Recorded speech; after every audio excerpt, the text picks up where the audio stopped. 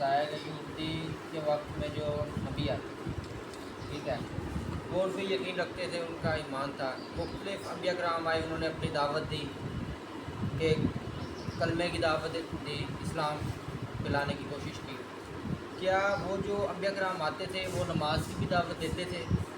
اگر وہ نماز کی دعوت دیتے تھے، جیسے کہ عیسائیت ہے، وہ حضرت عیسیٰ علیہ السلام کو مانتی ہے، ٹھیک ہے، وہ ان کے مطابق چلتی ہے، اور ہمارے جو نبی ہیں حضور پاک صلی اللہ علیہ وآلہ وسلم ہے، وہ ہمارے آخری نبی ہیں، ٹھیک ہے۔ اسی طرح میرا سوال یہ بنتا ہے، اگر عیسیٰ علیہ السلام دعوت دیتے تھے اپنے امت کو، اور عیسائیت جو ہے وہ عیسیٰ علیہ السلام کو مانتی ہے، تو کیا عیسائیت نماز پڑھتی ہے پھر؟ بہرحال بات یہ ہے، پہلی بات یہ سمجھو، جتنے انبیاء علیہم الصلاۃ والسلام دنیا کے اندر آئے ہیں، ان انبیاء کو نبوت بھی ملی ہے، ساتھ شریعت بھی ملی ہے۔ تھوڑا سا درمیان میں فرق ہے۔ وہ فرق یہ ہے، جب نبوت ملتی تھی نا، پھر اللہ پاک سے پوچھتے تھے، یا اللہ، جو تیری عبادت کرنی ہے، وہ جس شریعت پہ عمل کرنا ہے، وہ کس شریعت پہ عمل کرے؟ کیونکہ ہر زمانے میں انبیاء کے اندر کچھ رسول بھی آئے ہیں۔ رسول جب آتے تھے تو شریعت بدل جاتی تھی۔ فرق صرف یہ ہے، انبیاء سارے ہیں، 1,24,000، لیکن ان میں کچھ رسول ہیں۔ وہ رسول کون ہیں؟ جن کو اللہ پاک نئی شریعت دے دیتے تھے۔ اگر نئی شریعت نہیں ملتی تو کسی علاقے میں نبی آتا، جو شریعت چل رہی ہوتی تھی اسی پر لوگ عمل کرتے تھے۔ اگر کسی نبی کو نئی شریعت مل جاتی، وہ رسول بھی بن جاتے اور پھر اس نئی شریعت پہ عمل کرتے تھے۔ بات یہ ہے، عیسیٰ علیہ السلام بھی نماز پڑھتے تھے، حضرت صالح علیہ السلام بھی نماز پڑھتے تھے، بہت سارے اصحاب ایسے ہیں وہ نماز پڑھتے تھے۔ یہاں چھوٹا سا واقعہ ہے، تم حیران ہو جاؤ گے۔ بچے نے سوال کیا، میرے ذہن میں ایک واقعہ آ گیا، اور یہ واقعہ بطور دلیل کے پیش کرنا۔ حضرت یعقوب علیہ السلام کے دو نام ہیں، ایک نام یعقوب ہے اور ایک نام اسرائیل ہے، اور ان کی نسل میں جو انبیاء پیدا ہوئے ان کو بنی اسرائیل کے انبیاء کہا جاتا ہے، کیونکہ ان کی نسل سے، اور اس قوم کو بنی اسرائیل کہا جاتا ہے۔ یعقوب علیہ السلام کی 2 بیویاں تھیں اور ان کے 12 بیٹے تھے۔ ایک بیوی کے بطن سے 2 بیٹے پیدا ہوئے، جن کا نام حضرت یوسف اور دوسرے کا نام بنیامین، اور دوسری کی بیوی کے بطن سے 10 بیٹے پیدا ہوئے۔ دلوں پر اختیار انسان کا نہیں ہوتا، دلوں پر اختیار اللہ کا ہوتا ہے۔ تو اللہ کی قدرت، حضرت یعقوب علیہ السلام کو زیادہ رغبت ان 2 بیٹوں کی طرف ہوتی تھی۔ یوسف علیہ السلام چھوٹے سے بچے تھے تو یعقوب علیہ السلام نماز پڑھ رہے تھے۔ یہ واقعہ آتا ہے، کیا کر رہے تھے؟ نماز پڑھ رہے تھے۔ تو فطرتی محبت کی وجہ سے یوسف علیہ السلام جب وہاں سے کھیلتے کھیلتے گزرنے لگے، تھوڑا سا دھیان ادھر چلا گیا۔ اللہ پاک نے وحی بھیجی، فرمایا اے یعقوب، جو نبوت ہوتی ہے اس کا تعلق صرف اللہ کی طرف ہوتا ہے۔ بات کرنے کا مقصد یہ تھا کہ تم جو عبادت کر رہے ہو، جو اچانک دھیان ادھر چلا گیا ہے، چاہے بھولے سے چلا گیا ہے، کیا دل کے اس برتن میں اتنی محبت تو اپنی اولاد کے ساتھ ہے نا؟ آپ نے یہ محبت بھی نکالنی ہے، اس جگہ پر بھی میری محبت کو بسانا ہے۔ اس کا مطلب یہ ہے کہ یہ جو بچہ ہے، میری محبت جو تیرے ساتھ ہے، تیری محبت میرے ساتھ ہے، درمیان میں یہ حائل ہو گیا ہے۔ فرمایا اے میرے نبی ہم اتنا بھی برداشت نہیں کرتے، اتنا بھی گوارا نہیں کرتے، اب دیکھو ہم کیا کرتے ہیں۔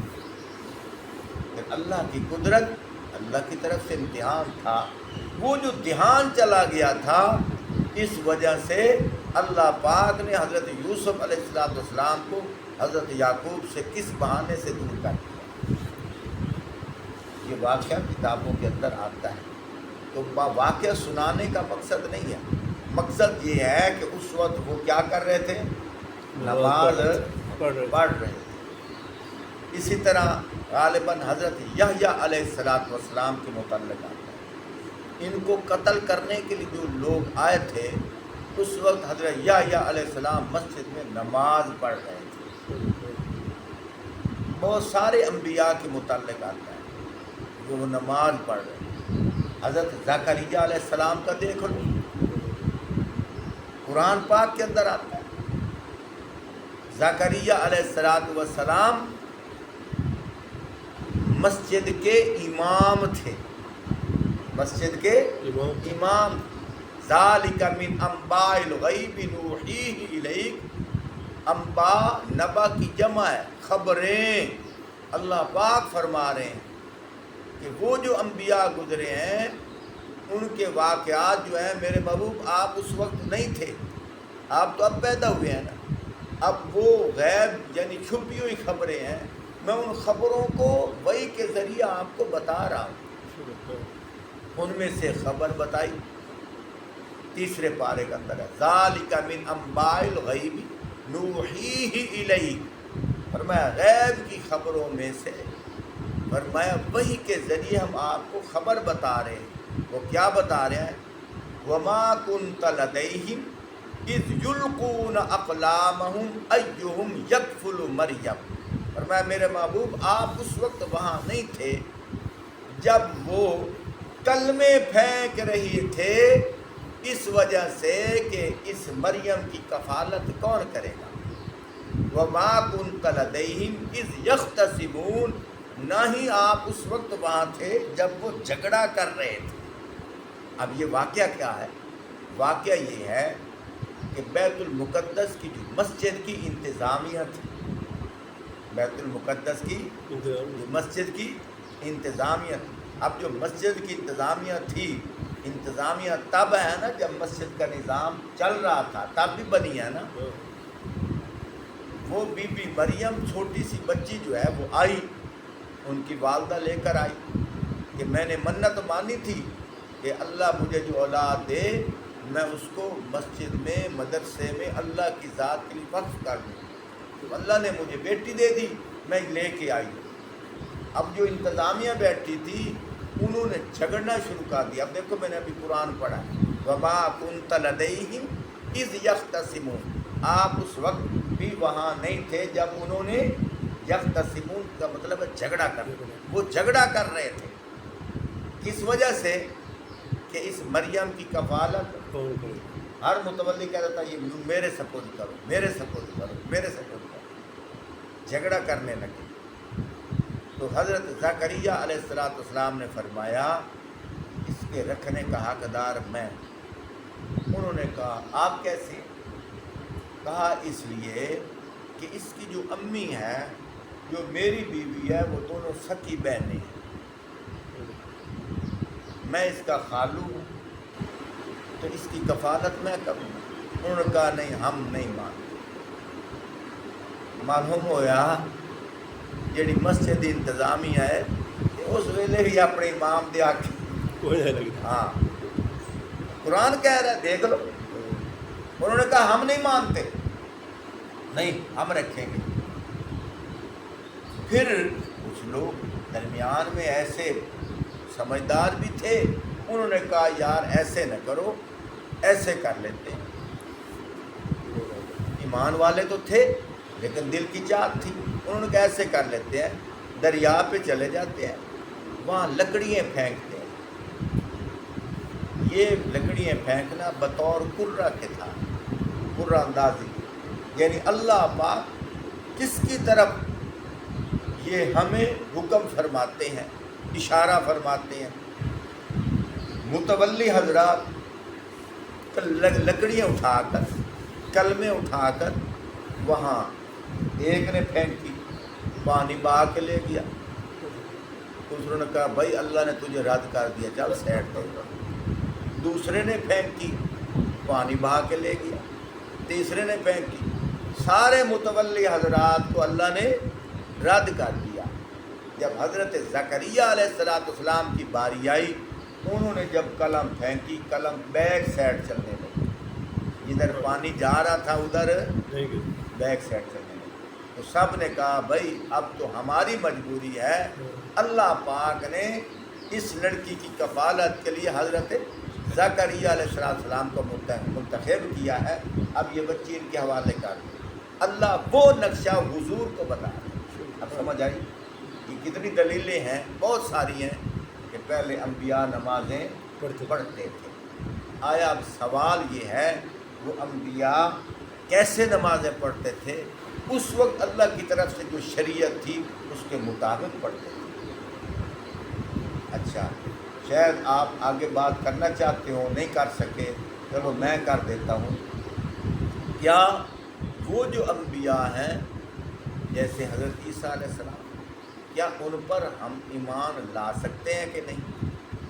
उन पर हम ईमान इस तरीके पे ला सकते हैं कि वो अल्लाह के नबी थे,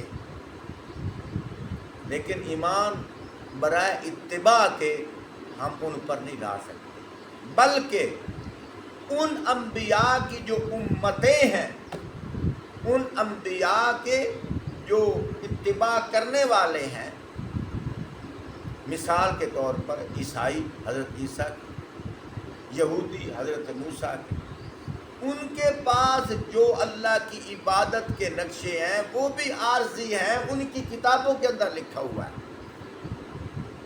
फरमाया जब आखिर ज़मां पैगंबर आएंगे ये शरीयत तुम्हारी मनसूख हो जाएगी, अगर तुम्हारे होते हुए आ गए इन किताबों को तुमने नहीं पढ़ना, अपने नबी की भी इत्तिबा तुमने नहीं करनी, तुमने करनी है तो जो आखिर ज़मां पैगंबर आएगा उनकी इत्तिबा करनी है। खुद सोचो, अल्लाह उन अम्बिया के जो उम्मत में से कोई लोग अगर जिंदा थे उस ज़माने में, उनको भी बर्दाश्त नहीं कर रहे कि अपने नबी की इत्तिबा करो, उनको भी कह रहे हैं उनकी इत्तिबा छोड़कर इधर करो, नहीं करोगे तो काफिर हो जाओ। समझ आ गई? तो हम तो हैं ही अपने नबी के उम्मती, हम कौन होते हैं कि ये जाए कि हम उनकी इत्तिबा करें? इत्तिबा के लिहाज से हम अपने नबी के उम्मती हैं, और ईमान के लिहाज से हमारा ईमान है कि तमाम अम्बिया थे, बरहक थे और कामयाब गए हैं।